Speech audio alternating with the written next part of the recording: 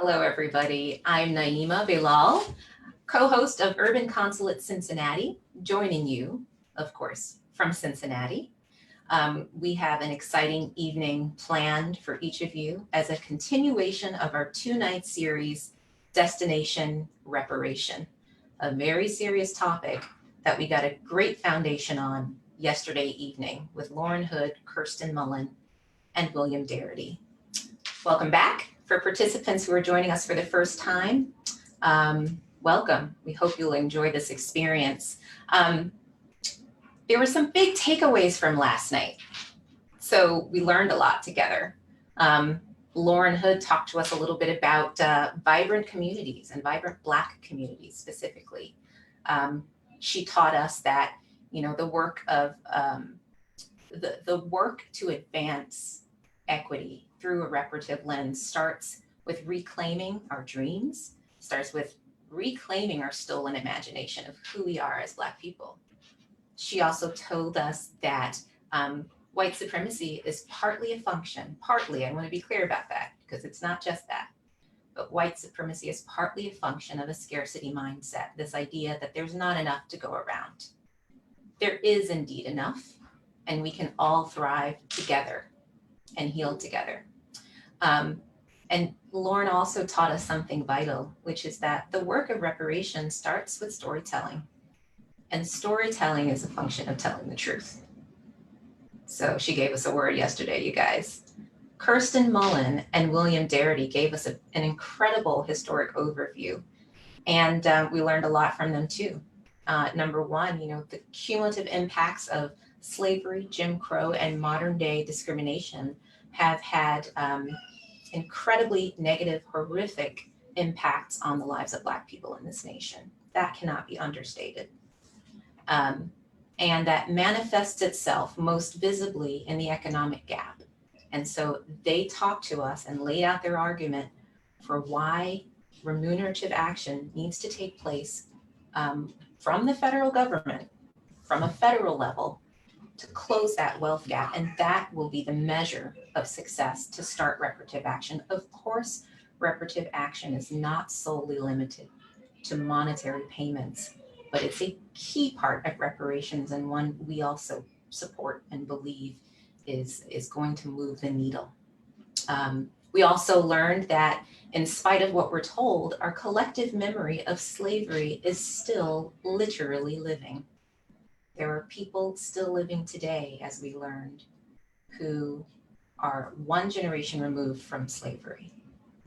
And, the ACLU recently reminded us on their Twitter feed that, our country has existed longer with slavery than without it. And so our relatively young history puts us at a position to heal, to confront the past and talk. And that's why we're here today. So I wanted to give you a little bit of personal perspective here.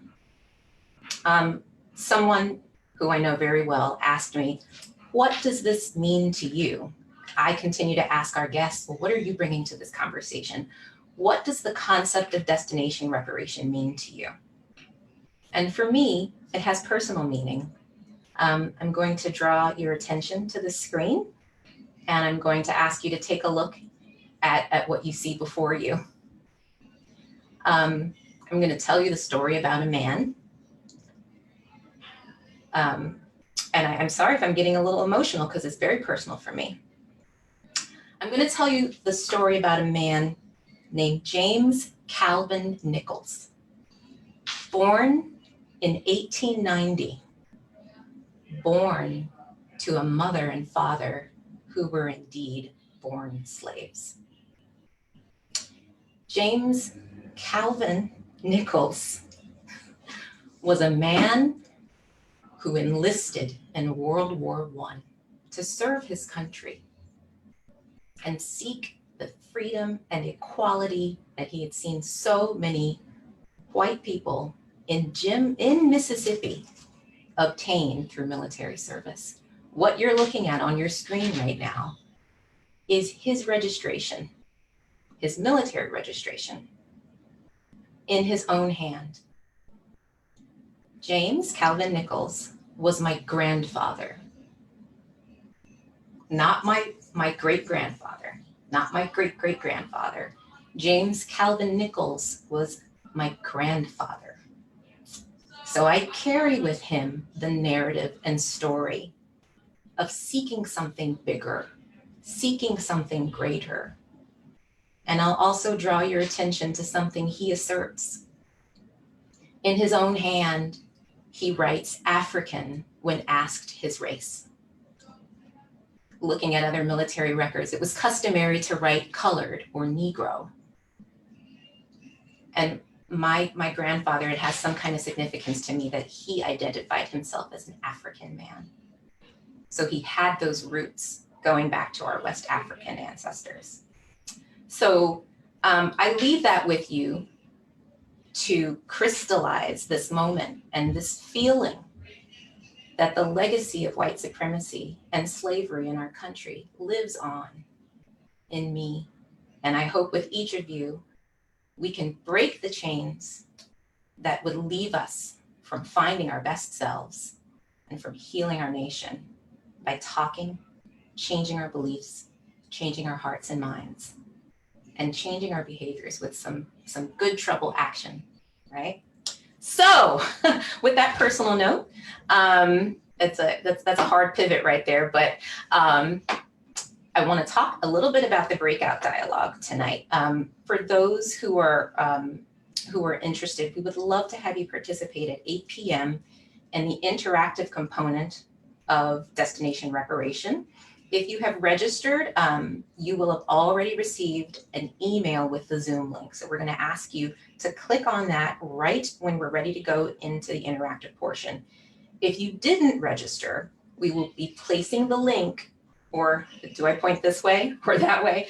We'll be placing the link in the comments below. And so please click on that link immediately when the panel ends. If you head over early, we're going to put you in a waiting room and you'll be good to go. We will open the door to the main Zoom room immediately.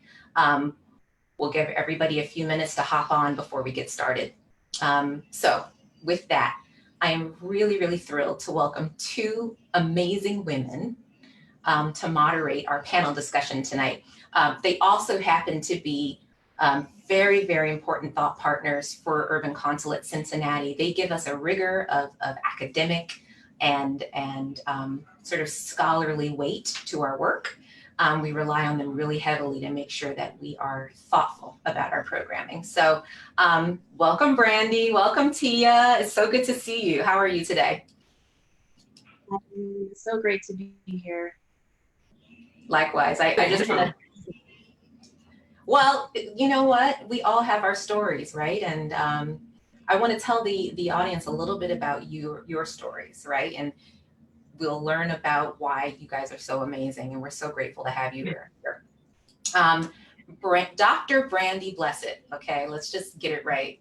These are two PhDs, okay, is an associate professor and director of the Master of Public Administration program at the University of Cincinnati. She is a native of Detroit, okay, and where she spent most of her life. For many reasons, Detroit remains very, very close to her heart and will forever be her home. So I know that makes our Detroit Urban Consulate partners really happy to hear that. Her research interests are integrated and seek to examine the role of institutions and administrative actions in facilitating disadvantage. Ultimately, she hopes that her research will help public administrators move forward through thoughtful consideration and engagement of all groups in society, particularly those traditionally marginalized groups. Dr. Tia Gaynor is an assistant professor in the Department of Political Science and the director of the newly created Center for Truth, Racial Healing, and Transformation at the University of Cincinnati. Might I add a special exclamation point on how significant that is in our city. And thank you so much, Tia, for your leadership and forging the way to create that space for truth, healing, and transformation in our city. Tia's research focuses on issues related to social injustice, she's got in quotes here, cultural competency, and social equity within a US and global context, particularly as it relates to underrepresented and marginalized populations and those with intersectional identities. Both Tia and Brandy are co-founders of Praxis Matters, a boutique consulting firm committed to working with organizations to advance equity and inclusion. And with that, I turn it over to our panel moderators, Dr. Tia Gaynor and Dr. Brandy Blessed. Take it over. Thank you so much, Naima. Welcome everyone to day 2 of Destination Reparations. We are so incredibly excited to be facilitating this conversation with some amazing panelists. I am Tia Gaynor. I'm Brandy Blessed. And so again, we wanted to thank you. Of course, before we jump into our conversation, we have to give you all a little bit of insight into just how remarkable our panelists are this evening. So I'd like to introduce Michael O'Brien, who is the founder and CEO of Human Nature and Director of Learning at the Village of Arts and Humanities in Philadelphia. O'Brien is a practitioner and researcher in the fields of community development, organizational culture, and human well-being. He is currently an innovation fellow at Drexel University's Lindy Institute of Urban Innovation.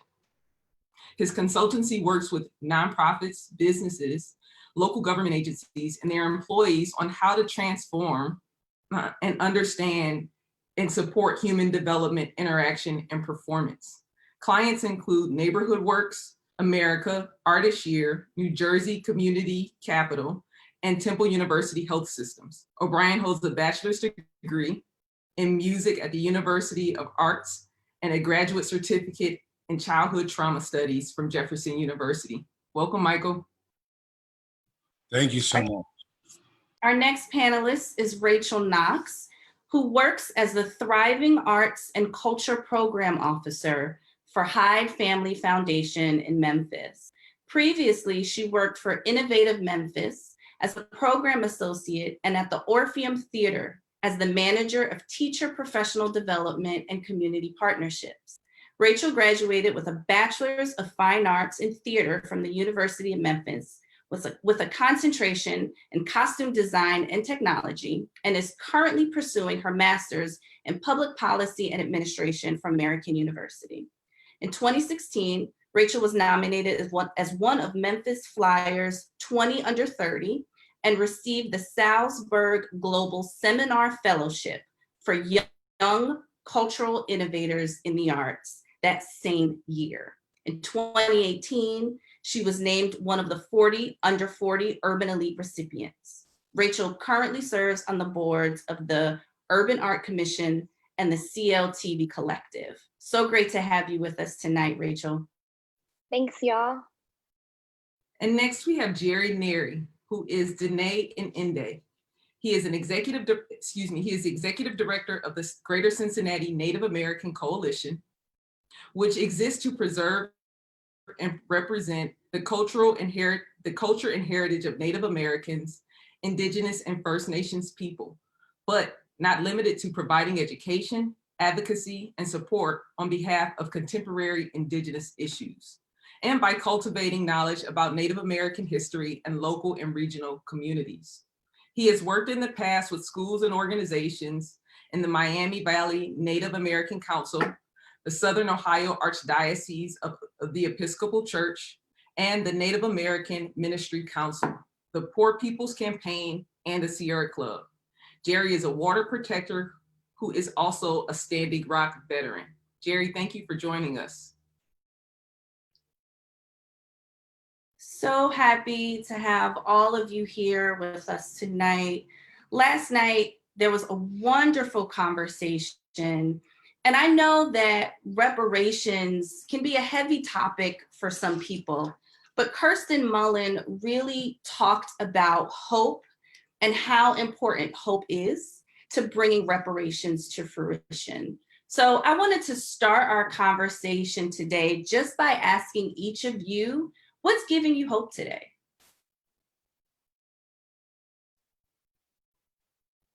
Don't everybody start at once. I'll go. I think one of the things that's giving me hope is just still seeing people in the streets protesting for Black Lives Matter almost 2 months later, and really focusing those protests on substantive policy changes. I think that that is what is going to get us through this conversation with reparations, through changing our social systems and making sure that we truly live out the values that this country said it was founded on.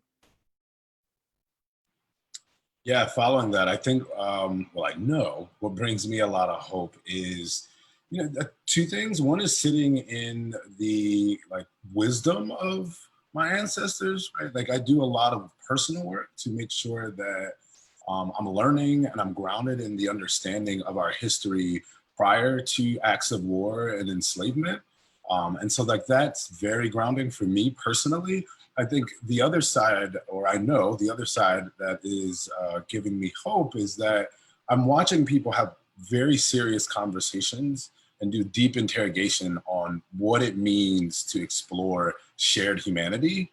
And that to me is a very encouraging idea, because to even have that conversation, we have to start with the recognition that people have been denied humanity for centuries.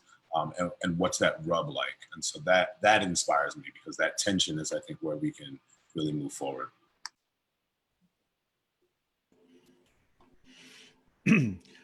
I believe one of the things that is inspiring me and recently, especially recently, is to watch Black and brown people together, recognizing how colonialism and racism and capitalism are wed, and how our struggles are wed, and coming to that conclusion, watching these young people, not only today, but in the past 3 years, watching these young people come up and take to the streets and start having those conversations, that brings me a lot of hope. And we continue to work down, to walk down that road together. And because I believe our struggles are wed in that way, and that that both of our struggles, until we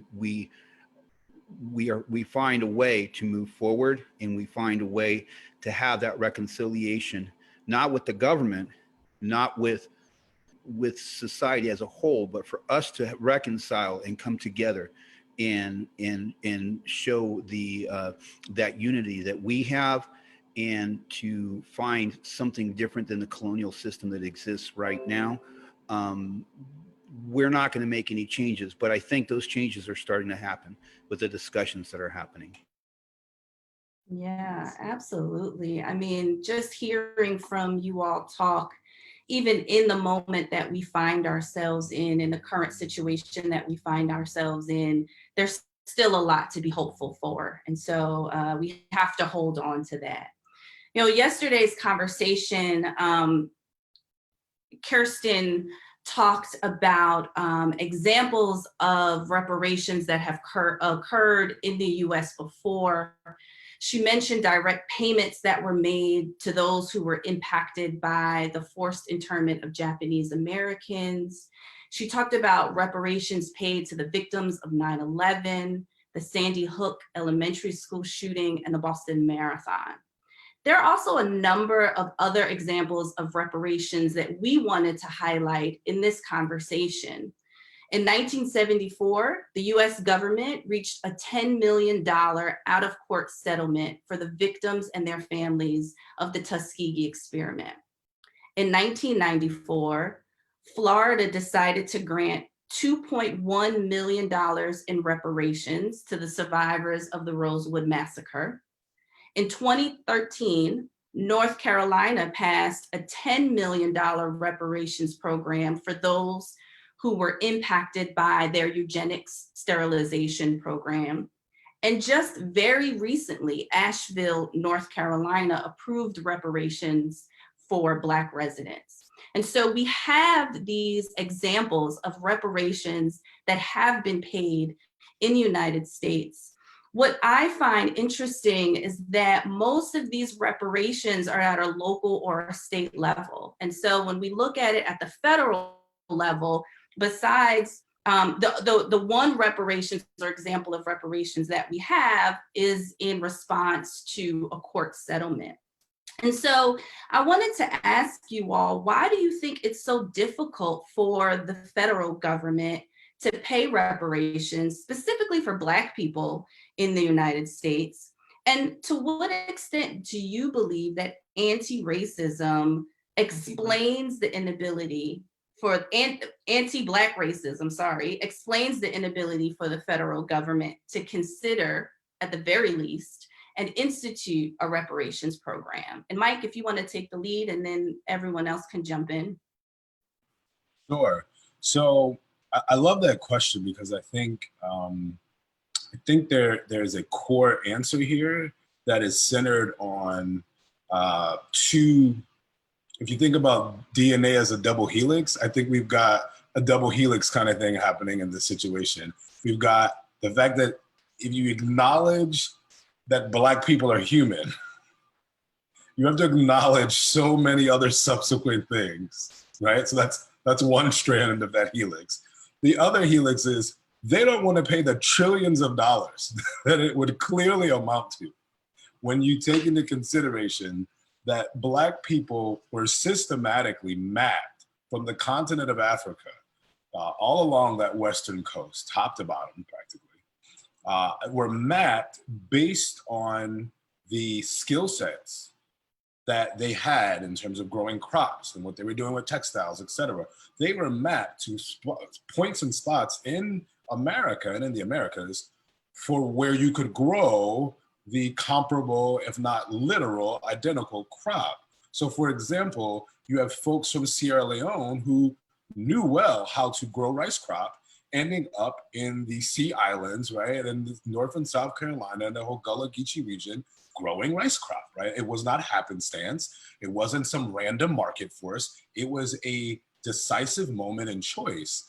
And when you begin to recognize both the humanity of the folks and how the humanity of the folks and their human capital and skills were used to undergird everything that became American capitalism, all the inheritance that came with what eventually, metamorphosized, if you will, or matured into 2020 American capitalism, I don't think they want to foot the bill for just flat out for that work. And I don't think they want to foot the bill for all of what's implied by the serious degradation, subjugation, and dehumanization of those human beings.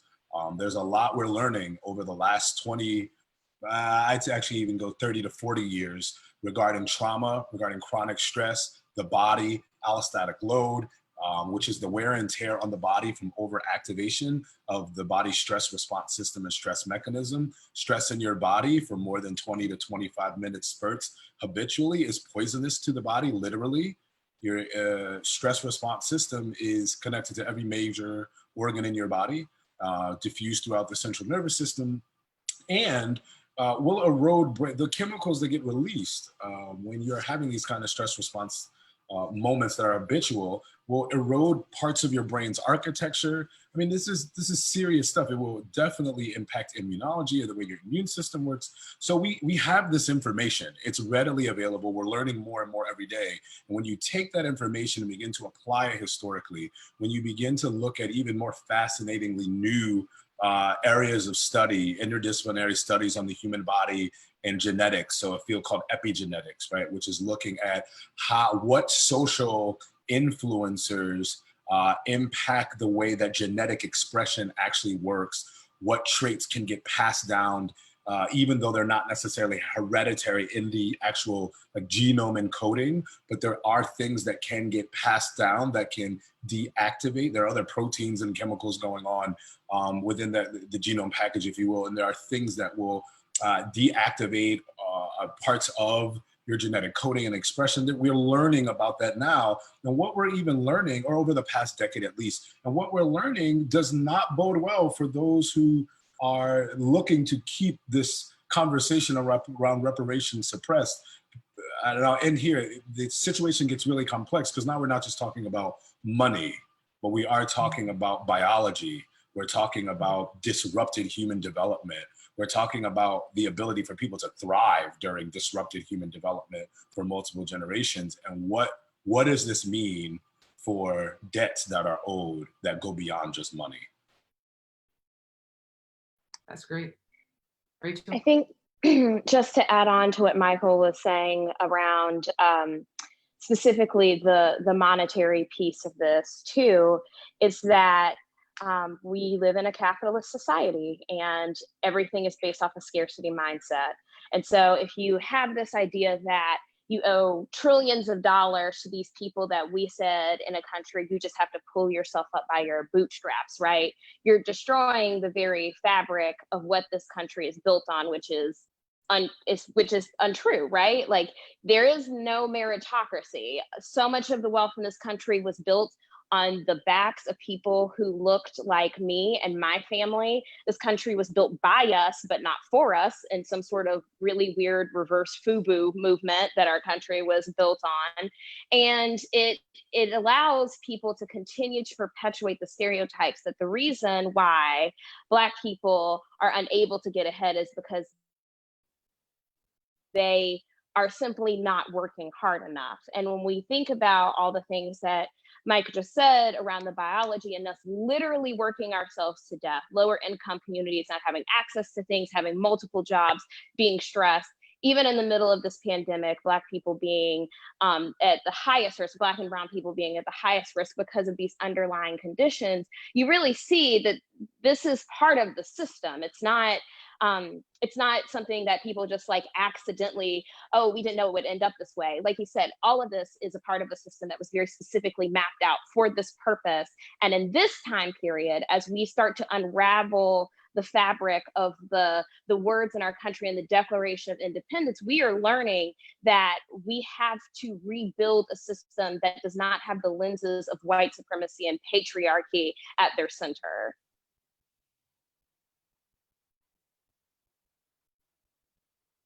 Yeah, awesome. Thank you. I mean, you know, Rachel, you really bring up something that I've been grappling with in the conversations and the thoughts that I've been having around reparations, because we live in a capitalistic society, as you point out, right? And by definition, capitalism requires people to be at the bottom to generate wealth for people at the top, a smaller number of people at the top. And theoretically, reparations are designed to reduce the economic disparity between those groups of people, the disparity that the institution of slavery and colonization has manifested. And so for me, these things seem to be diametrically opposed. And if that's the case, then what do reparations look like in the context of capitalism when economics, theories of economics in the United States argue that there is a scarcity of resources?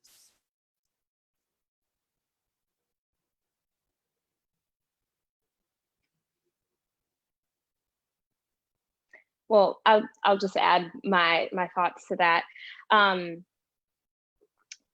I think that we all realize that our system isn't broken. It's functioning exactly the way that it's supposed to, and it's not working for a majority of people. And we continue to see right now that whereas it was just Black and brown people, everyone of different races are getting caught up in this tornado of job loss and evictions, and people are saying, oh, we don't have enough, right?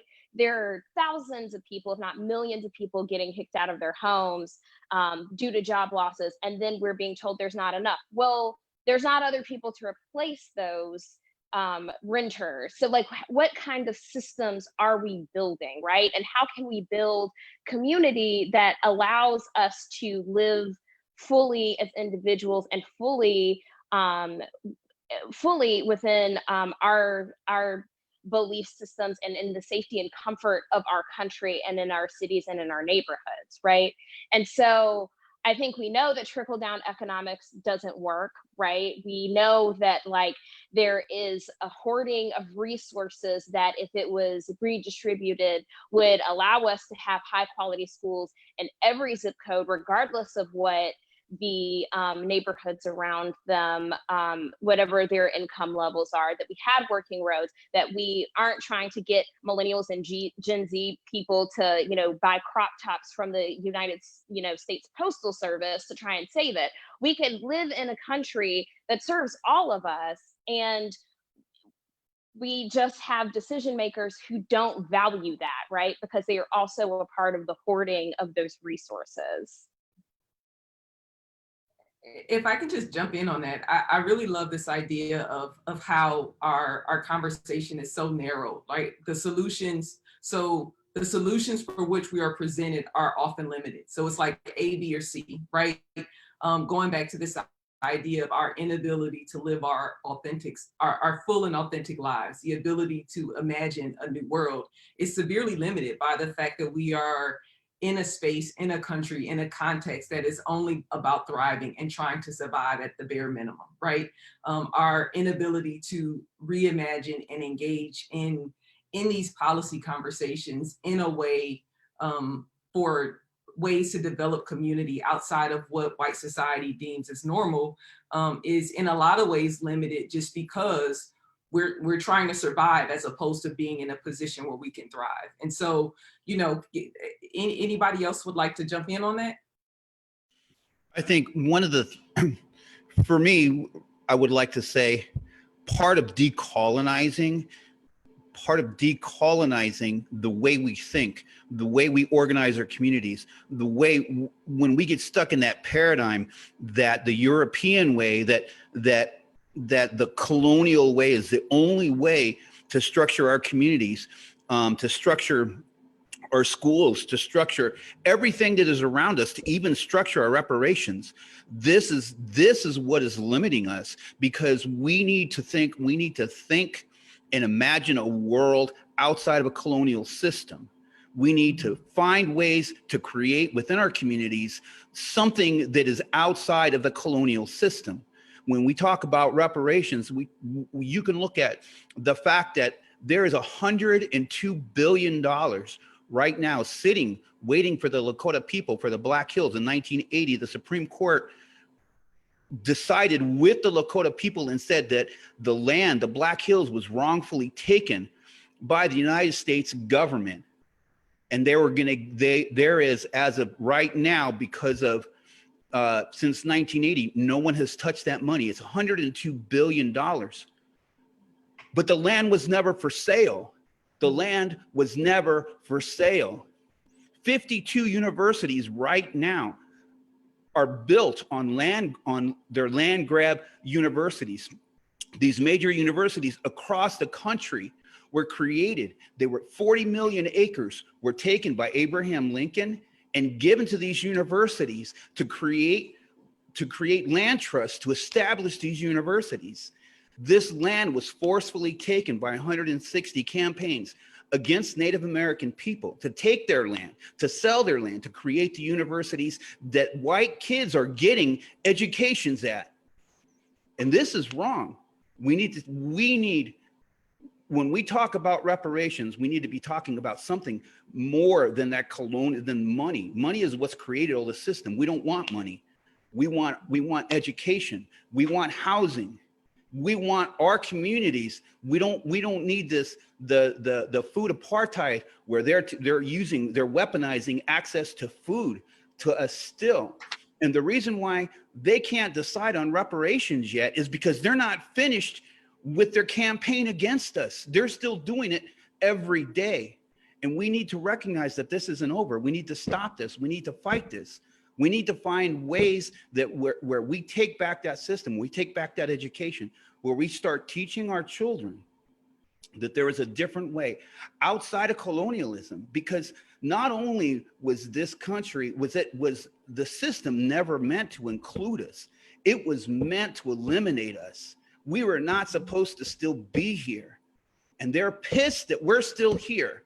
They're pissed that we are getting education, that we are getting PhDs, that we are learning their ways, that we have legal representation that is starting to take these things back.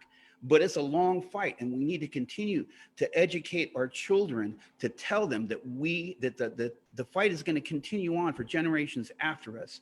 But we can't end this struggle right here at just reparations, because we can't sell that part of what they've taken away from us. Our ancestors died, our ancestors suffered, so that when we got to this point, we would be able, we didn't get to this point just so we could take, $1,200, and say, okay, it's done. No, there are things that we need to talk about. And if we have to take the whole country back, then we'll take it all back. And we would be more than happy to share it with all of you. Now, that's a great segue into the next question. And so just to allude on Jerry's point, one aspect of reparations is direct payment to those who have been wronged by the US. But those aren't the only ways for which reparations can be paid out. And thinking about the work that you all are doing, what are some of the other ways that reparations can manifest itself? How do we expand our thinking about the possibilities of paying quote unquote reparations, right? Rachel, would you like to start us off with that, please? Sure.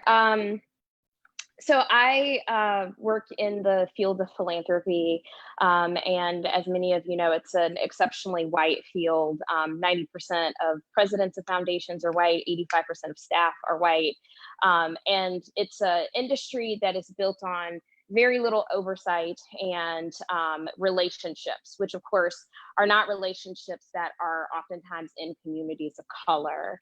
On top of that, a lot of these foundations are based off of generational wealth, which we've already briefly discussed. This lots of times comes from, work that was from enslaved people, whether it was the actual trading of those people or the work that they produce.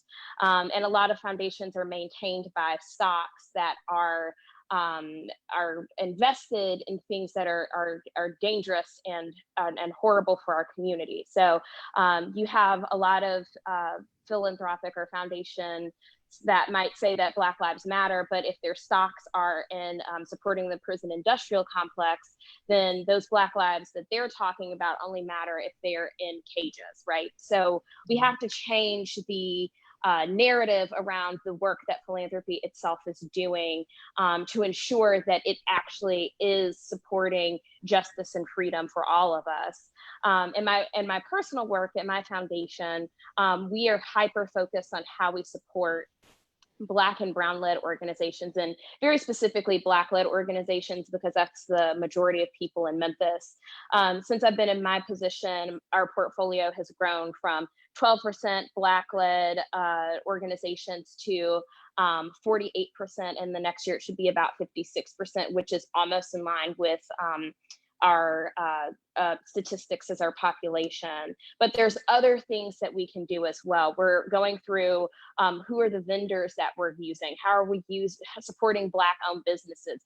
Our business, our investment firm is looking at the stocks that we are investing in and ensuring that we're not doing active harm to the communities that we say that we want to support. So, I think one of my favorite quotes is by Audre Lorde, and she says, the master's tools can't dismantle the master's house. And even though philanthropy is definitely one of those tools, there are opportunities while we live in this particular iteration and these systems that, as Jerry said, were not meant for us, are angry that we're still alive, that we can use those and move those resources to help create better systems that are community-based, because whether it is African or indigenous, those were based off of community, not some sort of patriarchy or hierarchy of need. So how do we get those people and resources to the decision makers that matter, who are going to build us the new system and help us to get free?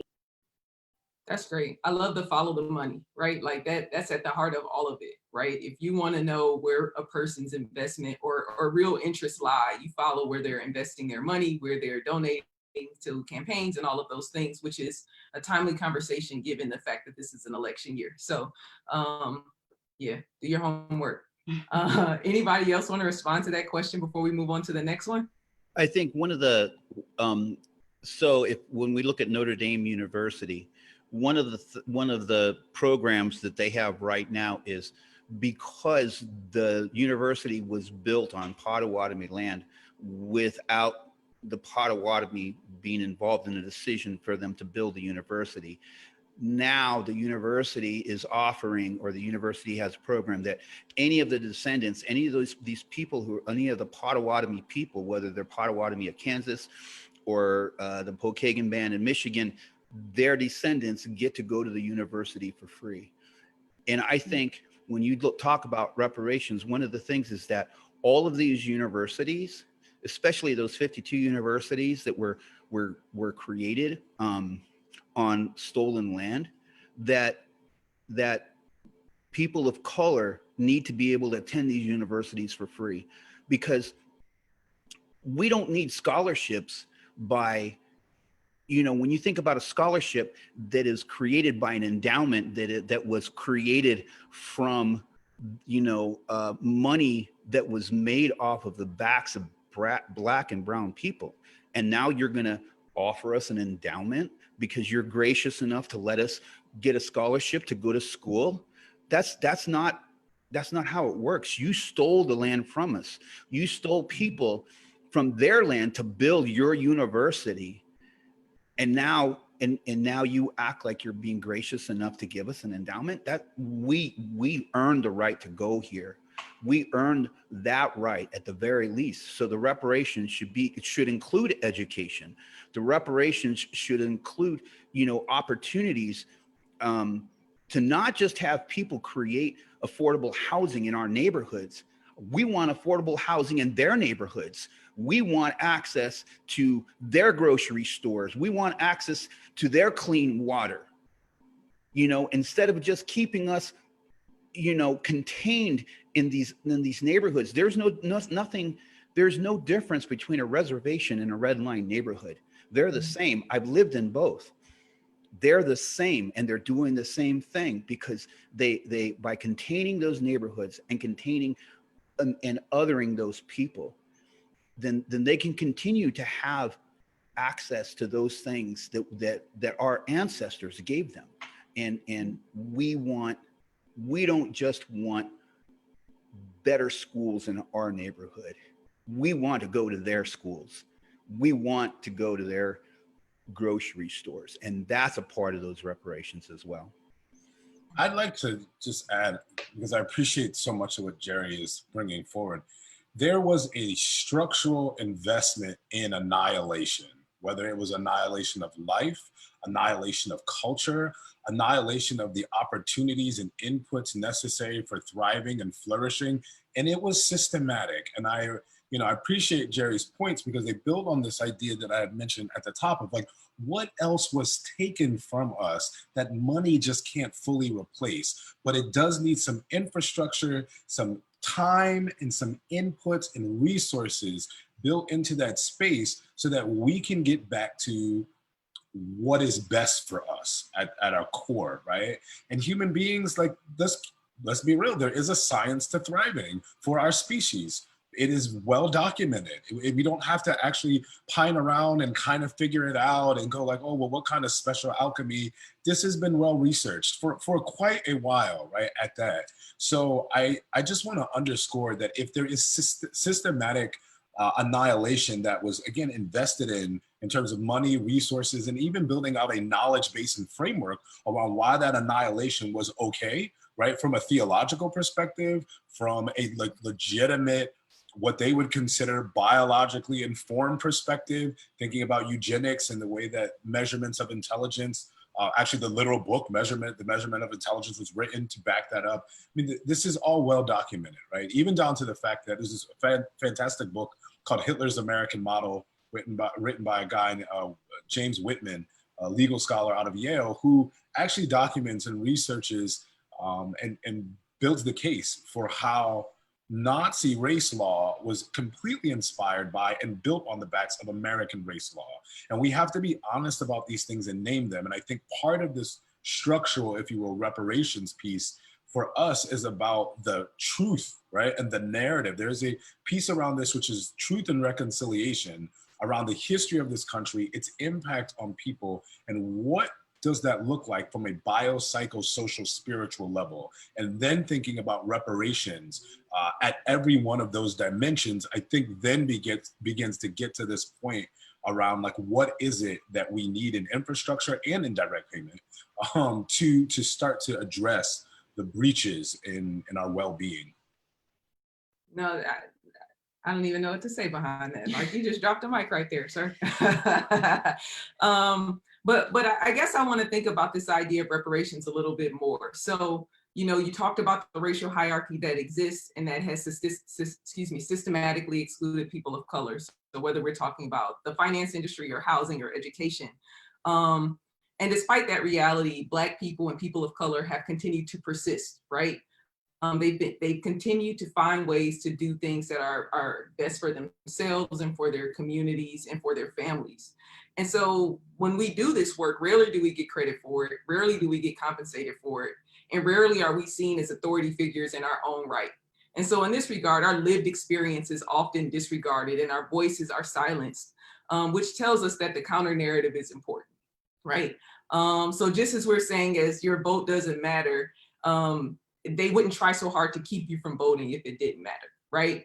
In a similar vein to those experiences that challenge the status quo, which is fundamentally what this conversation is about, there are so many efforts to kind of marginalize those conversations. And so as we begin to think about ways that we can use our voice, how we can leverage our collective experiences, how can we monetize that, right? How can we capitalize on that so that we're able to be the change agents to benefit our respective communities, right? So I'll give you an example in terms of like nonprofit organizations are able to, particularly high capacity white nonprofits are able to garner resources for communities that they serve, typically low income communities of color, but the grassroots organizations on the ground don't have access to those resources, that level of prestige or anything like that. Like, how do we capitalize and monetize those opportunities for which we're already engaging in order to bring about some of that change for ourselves? Michael, would you like to start us off and then we can go back? Sure. Yeah. I mean, I think there's a couple of things in this space that we should highlight. So one is that, you know, this personal belief, I do not think capitalism is going to save us, right? Like, I don't think it's going to save anybody. It wasn't built for that purpose and for that reason. I mean, I guess using like innovation theory and complexity theory, maybe somebody could figure out how to hack it and make it work. But I think, you know, with that being said, the flip side is like, there's some room there while we're iterating ourselves towards true abolition, true freedom, true decolonization, right? And this idea of a shared humanity that honors the dignity of everyone that has breath, right?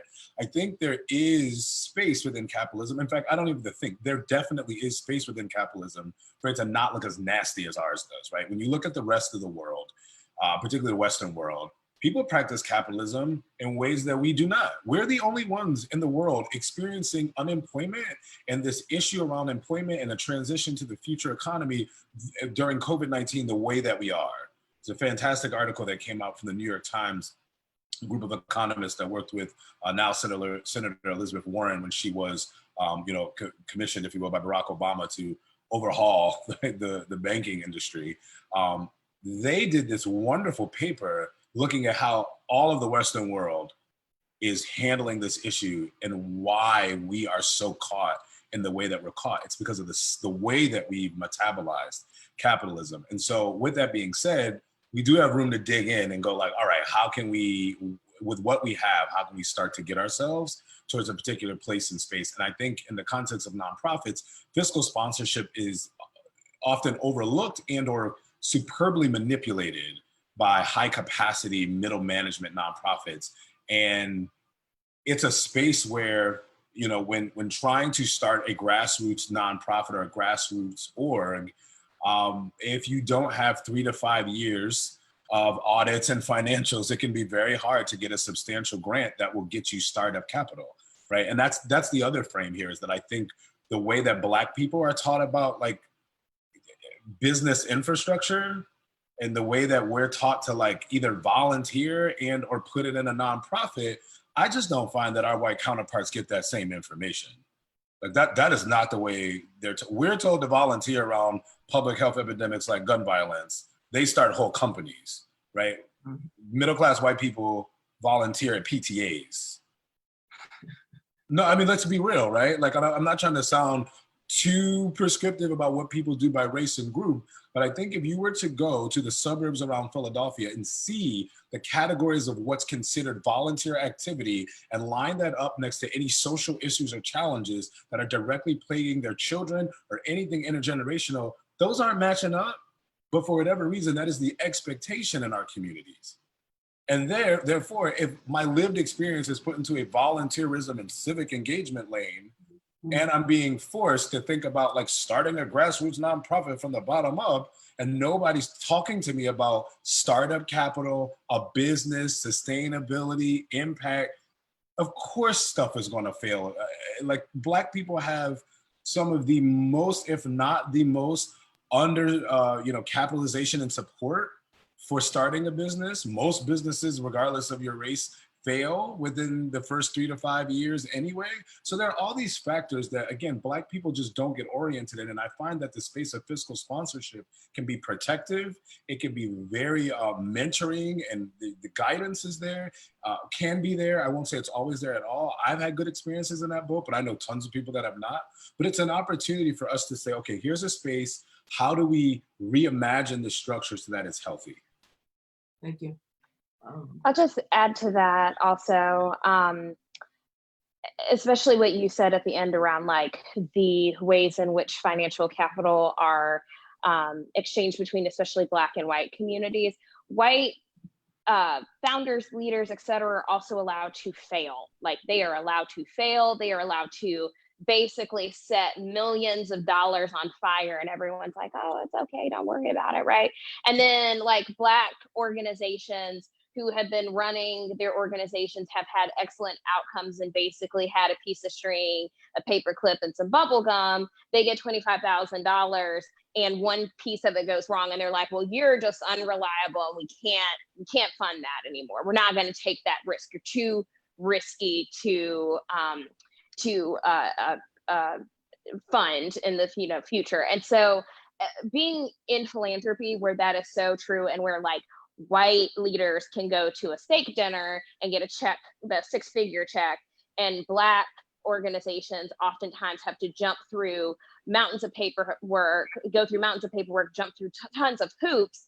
I think some of the things that help to mitigate that are having Black and brown people in those positions to make the case and to advocate on behalf of those organizations, getting the funds, saying if they mess up, that's okay. What happened? How can we help you ensure that that doesn't happen again? And also, I would just like to point out that capitalism loves mistakes and failures. When it's white people, it has no like interest in allowing people of color the same space to learn from their mistakes, right? We see this again and again and again in the tech startup space, where someone fails and they're like, oh, you failed big, but you learned lessons. Like, we don't even have to fail big. And they're like, well, that's too bad. You and your entire race are a failure. And it drives me insane. And I think one of the things that is so important, also, Michael, getting back to your point about what is different about America, is that we have this toxic, virulent individualism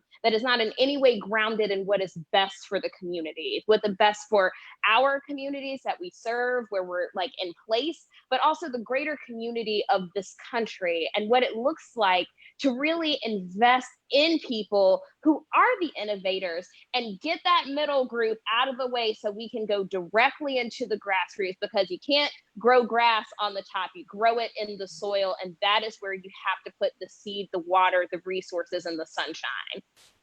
All right, that's amazing. Well, what a way to end our conversation. I can't believe that we are pushing up against 8 o'clock. I want to thank each one of you for participating and sharing your wisdom and your insights. I know I learned a great deal. If in 15 seconds, each of you could just give us one thing that, if no one else remembers anything, one thing that you want people to remember from this conversation in 15 seconds.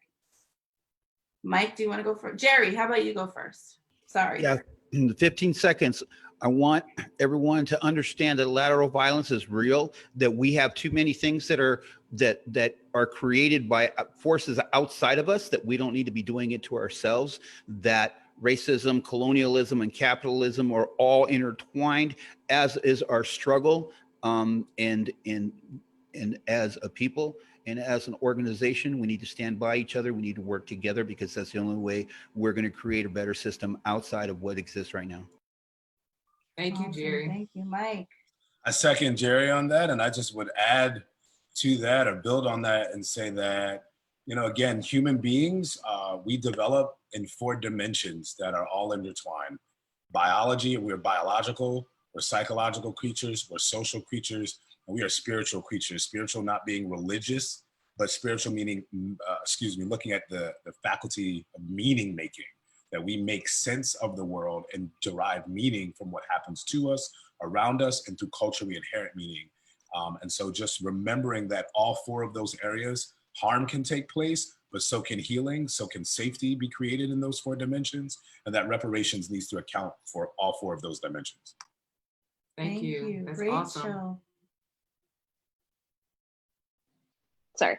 I second and third everything that's been said. I just want to remind everyone of something that was said last night by Mr. Darity and Mrs. Mullins, which is that for over 70 years and more, we have been taught false history. And right now we are seeing history in action, uncovered, and being told in truth. And it is causing discomfort with the systems of white supremacy that this country was founded on. And we have this opportunity to keep fighting and to tell those truths and to go out and to create these new systems, so the history books in the next 70 years have the truth and are closer to where we want to be than where we are now.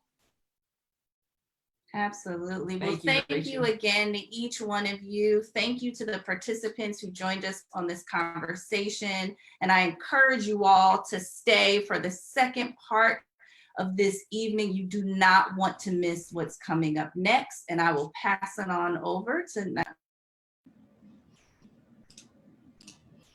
Wow, that was a word. You hear me?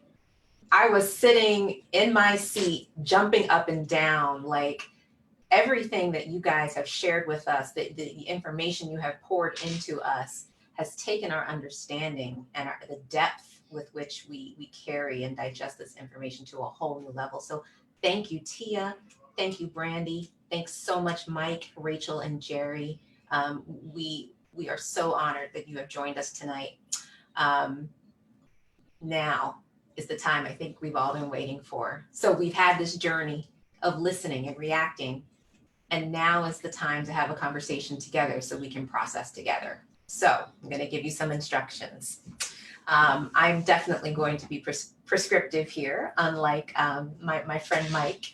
The Zoom link will right now, do I point here or there, will be dropped into the Facebook Live comments. I want you to click on that and head over to the Zoom room.